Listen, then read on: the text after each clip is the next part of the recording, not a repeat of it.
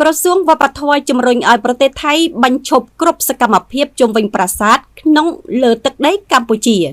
ក្រសួងវប្បធម៌និងវិចិត្រសិល្បៈបានជំរុញឲ្យភាគីថៃបញ្ឈប់សកម្មភាពបំផ្លិចបំផ្លាញក៏ដូចជាគម្រោងនានានៅជុំវិញប្រាសាទតាក្របីដែលជាកម្មសិទ្ធិស្ថិតក្នុងដែនអធិបតេយ្យភាពរបស់កម្ពុជានិងងាកមករកការដោះស្រាយបញ្ហាព្រំដែនដោយសន្តិវិធីនិងគោរពទៅតាមសន្ធិសញ្ញាបារាំងសៀមនាឆ្នាំ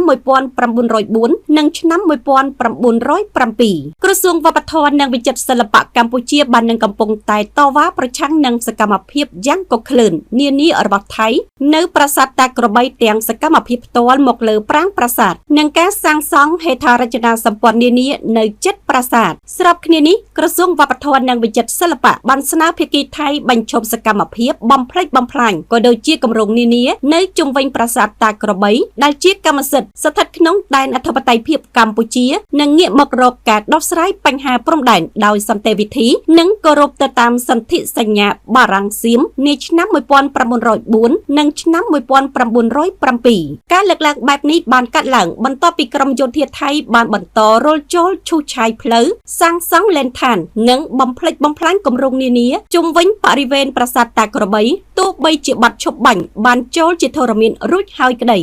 សកម្មភាពរបស់យោធាថៃនាពេលនេះបានរំលោភបំពានលើច្បាប់អន្តរជាតិនិងបំពានលើបទឈប់បាញ់ទាំងកំរោលដែលត្រូវបានចុះហត្ថលេខាដោយនាយករដ្ឋមន្ត្រីកម្ពុជាថៃដោយមានសាក្សីមកពីប្រទេសមហាអំណាចប្រធានាធិបតីសហរដ្ឋអាមេរិកលោក Donald Trump និងនាយករដ្ឋមន្ត្រីម៉ាឡេស៊ីលោកអាន់វ៉ាអ៊ីប្រាហ៊ីមប្រធានអាស៊ានបដូវវេនព្រមទាំងមានការឃ្លាំមើលពីប្រទេសមហាអំណាចចិនផងដែរសេចក្តីថ្លែងការណ៍របស់ក្រសួងវប្បធម៌ចុះថ្ងៃទី22ខែមករាឆ្នាំ